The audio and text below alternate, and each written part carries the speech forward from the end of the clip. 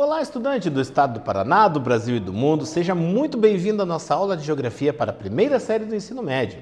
Eu sou o professor Andrew e juntamente comigo temos o Ronaldo, nosso intérprete de Libras, que vai estar fazendo a tradução para os nossos estudantes que são surdos. E nós vamos levar até você um pouquinho da geografia para mais perto de você, aonde quer que você esteja, você que está na sua casa, na casa de algum familiar, nós vamos levar a geografia até mais próxima de você. E para isso, vamos conhecer os objetivos da nossa aula de hoje. Confere aqui na tela, ó.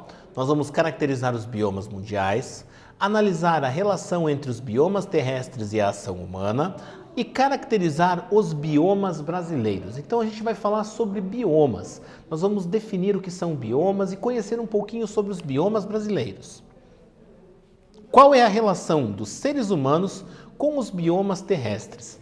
Afinal de contas, como nós nos relacionamos com os biomas terrestres? Será que o nosso modo de vida, o nosso modo de agir para com o espaço natural, ele influencia nesses biomas? Pensa um pouquinho no lugar onde você vive. Será que esse local não foi transformado pela ação humana? Será que os seres humanos que habitam ali não transformaram essa paisagem, não modificaram o relevo, não modificaram a vegetação desse lugar? Então pensa um pouquinho nessa linha de raciocínio e aí a gente vai conhecer um pouquinho mais sobre os biomas. Aonde eu já trago aqui, ó, que são regiões que compreendem grandes ecossistemas constituídos por uma comunidade biológica com características semelhantes. Então, quando a gente está falando em bioma, eu estou falando de uma determinada localidade que apresentam características biológicas semelhantes e que podem ser identificadas quando observadas por meio de imagens de satélite, por meio de mapas ou outras formas. E aí a gente vai ver que, em função de diferenças climáticas e de diferenças do relevo, o nosso planeta irá dispor de diferentes biomas. Quer dizer que latitude, altitude, as condições climáticas vão influenciar na formação dessas paisagens, vão influenciar na formação desses biomas, além do relevo, conforme as duas imagens mostram para você aqui, ó. Nós temos na imagem do lado direito da sua tela um curso de um rio no meio de uma floresta, aonde na verdade trata-se da floresta amazônica e de um rio que corta essa região da floresta amazônica. Então a gente percebe que ali trata-se de uma região de clima quente com uma grande quantidade de umidade, fazendo com que as características dessa vegetação sejam verdes, sejam bastante viçosas. Agora, a imagem que você vai ver do outro lado da tela, ela mostra para você um deserto, que também apresenta clima quente, porém com ausência de umidade.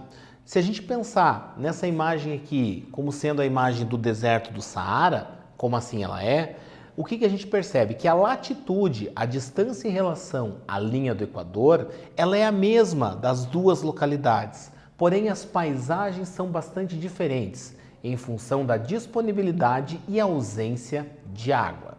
E agora que a gente já caracterizou um pouquinho a ideia inicial de biomas, olha a nossa atividade na tela para você, ó. Bioma é um conjunto de vida, vegetal e animal, constituído pelo agrupamento de tipos de vegetação contínuos, com condições geoclimáticas similares e formação geológica compartilhada, o que resulta em uma diversidade própria.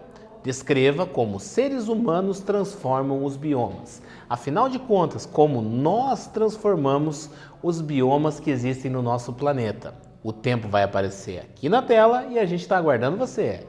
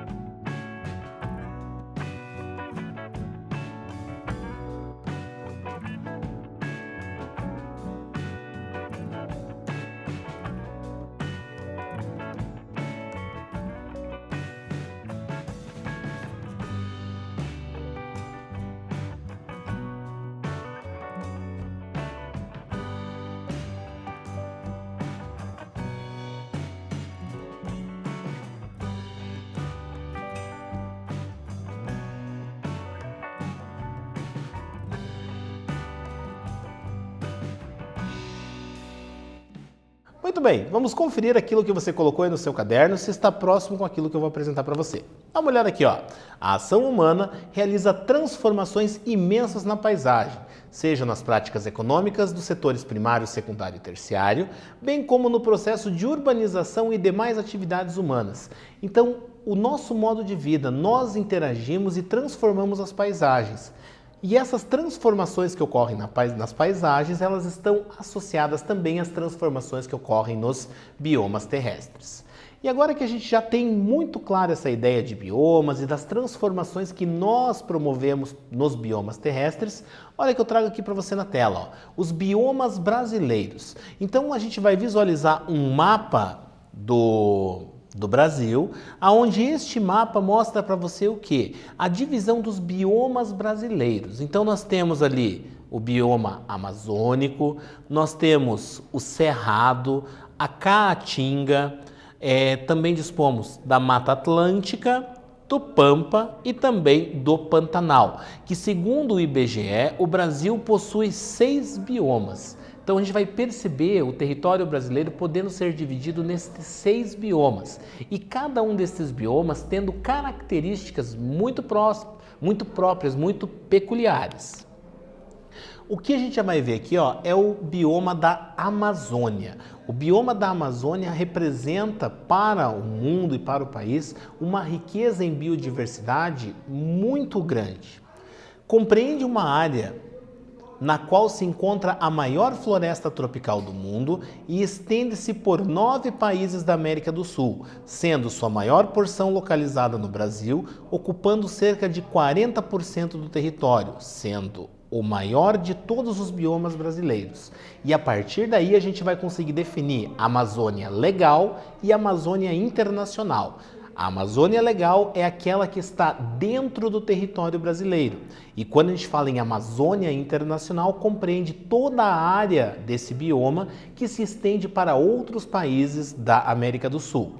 A imagem que você consegue visualizar ali do lado direito da sua tela, ela mostra para você justamente essa vegetação que ela é bastante verde, bastante densa e aonde as árvores muitas vezes elas formam uma coisa chamada de dossel, que é quando não existe nenhum tipo de clareira, onde as copas das árvores todas se encontram, fazendo com que, ao observar de cima, aquela vegetação seja bastante densa e fechada.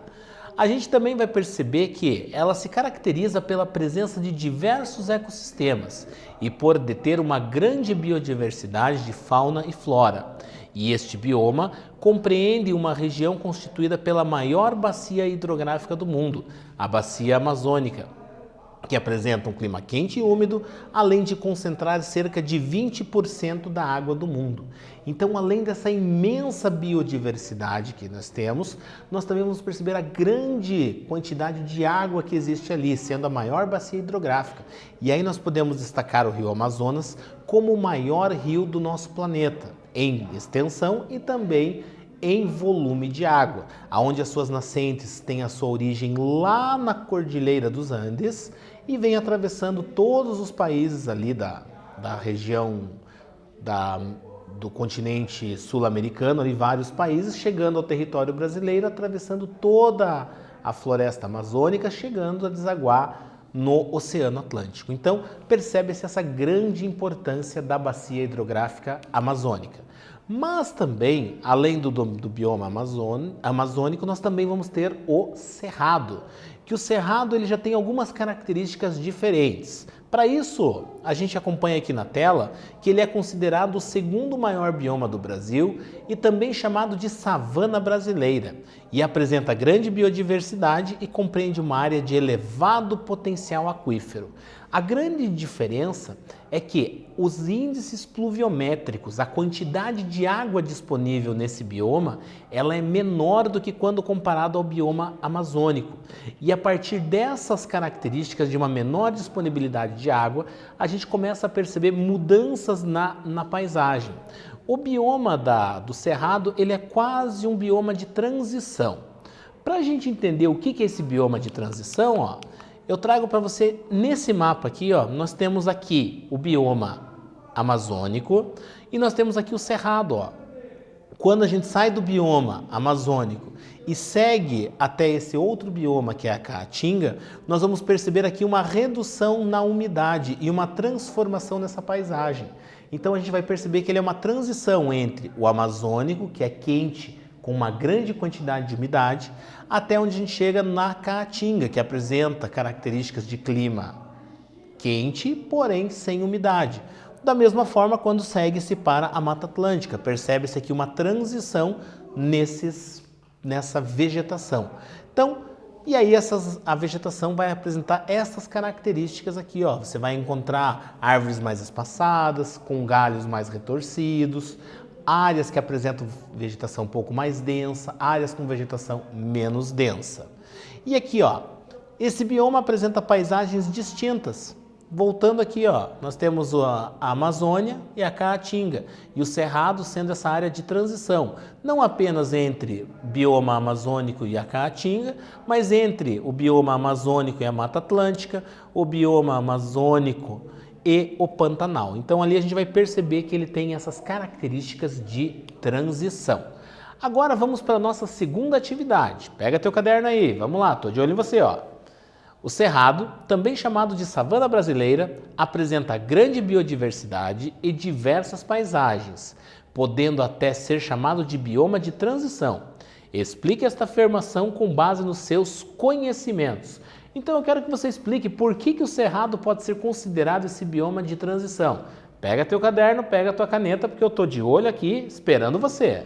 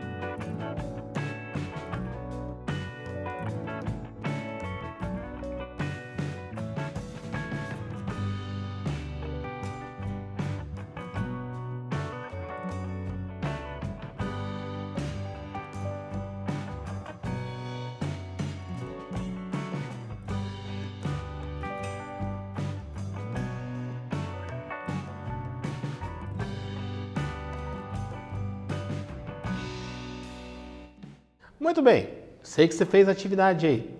Tô de olho em você, ó. Então vamos lá, ó. Conferindo a resposta, esse bioma caracteriza-se por apresentar paisagens distintas em virtude dos vários contatos que possui com outros biomas. Ao norte, limita-se com o bioma amazônico, a leste e ao nordeste com a Caatinga, ao sudeste com o Pantanal e a sudeste com a Mata Atlântica. Então a gente percebe que ele pode ser considerado um bioma de transição por se limitar com todos esses outros biomas, onde ele vai fazendo a transição em função das mudanças do clima. E agora a gente vai falar da Caatinga, esse bioma cujo nome é de origem indígena que se refere à Mata Branca, aonde, conforme pode ser visto aqui na tela, compreende cerca de 11% do território brasileiro, ocupando boa parte da região Nordeste. O nome dado a este bioma é de origem indígena e significa Floresta Branca. E trata-se do bioma mais seco do nosso país e sua hidrografia é composta por rios intermitentes. Olha a quantidade de conceitos que estão aparecendo aqui. Primeiramente, rios intermitentes. Rios intermitentes estão associados a rios que só têm fluxo de água durante os períodos de chuva. A região nordeste do Brasil apresenta um clima bastante seco, um clima chamado também de semiárido, ou seja, quase seco, porque diferente do deserto, os índices de umidade relativa do ar são mais elevados e as chuvas elas ocorrem com mais frequência quando comparadas aos desertos. Então a gente vai perceber que a hidrografia ela é composta principalmente por esses rios que surgem durante os períodos de chuva. E nos períodos de seca, esses rios acabam secando. E a vegetação também está adaptada a essa condição, pois quando ocorrem as chuvas, quando ocorre um aumento da umidade, o que acontece? As sementes elas começam rapidamente a germinar, as plantas começam a se desenvolver e começa a florar, a florescer toda essa caatinga. E aí essa vegetação ela acaba surgindo. E também a gente tem que levar em consideração que o solo dessa região ele é bastante fértil, desde que haja disponibilidade de água.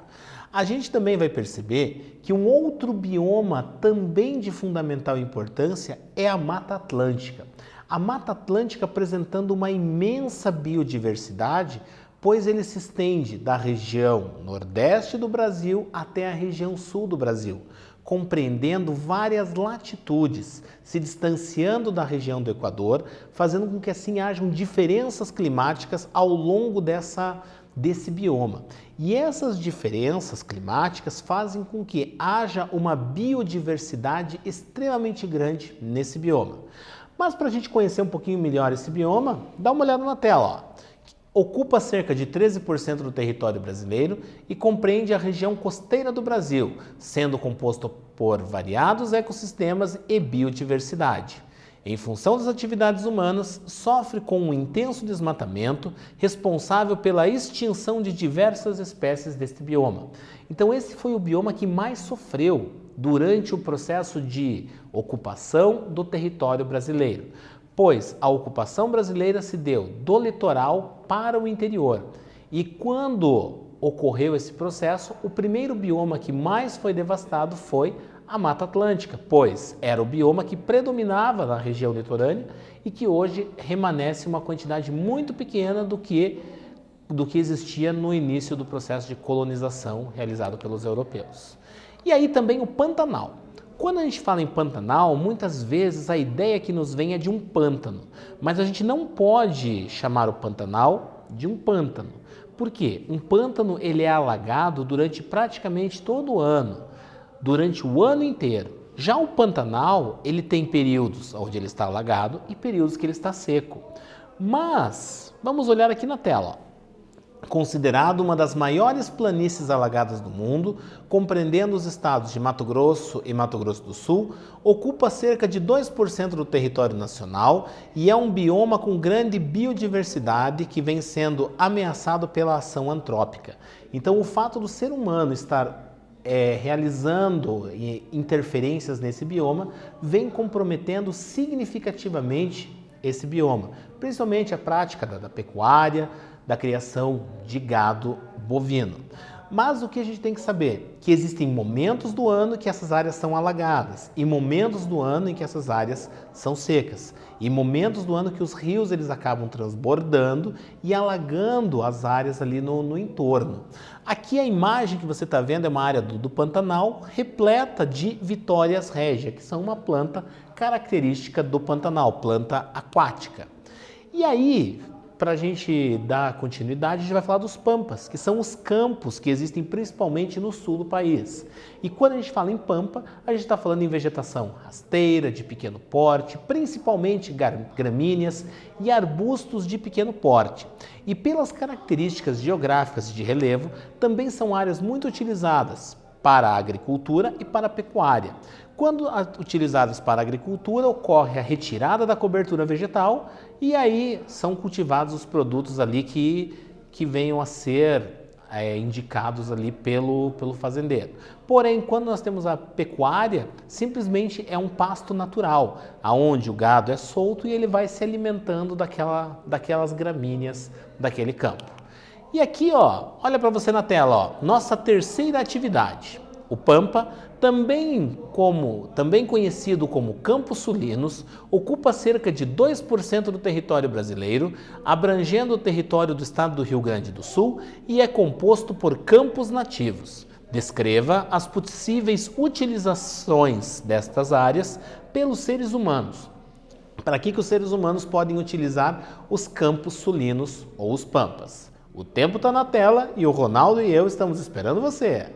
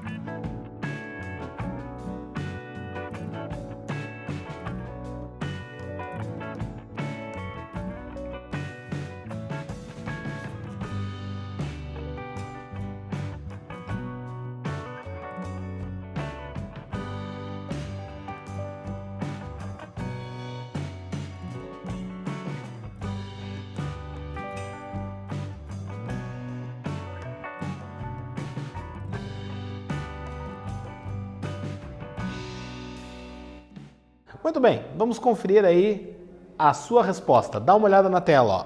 Em função das suas características naturais, estas áreas são muito utilizadas para a prática da agricultura e da pecuária, ou seja, porque existem os campos nativos aonde o gado pode ser solto ali e vai se alimentando daquele pasto, daquele capim, de forma natural, sem que haja necessidade de um plantio de um pasto, de criação de um pasto. E afinal de contas, vamos fazer uma revisão aí do que nós trabalhamos na nossa aula de hoje. Nós falamos sobre biomas, onde nós os caracterizamos. Nós também analisamos a relação dos seres humanos com os biomas e falamos um pouquinho sobre os biomas brasileiros, aonde foi possível conhecer esses biomas brasileiros e as suas principais características. Muito obrigado a você, estudante, que está acompanhando essa aula, independente de onde quer que você esteja. Um forte abraço para você e até a próxima aula.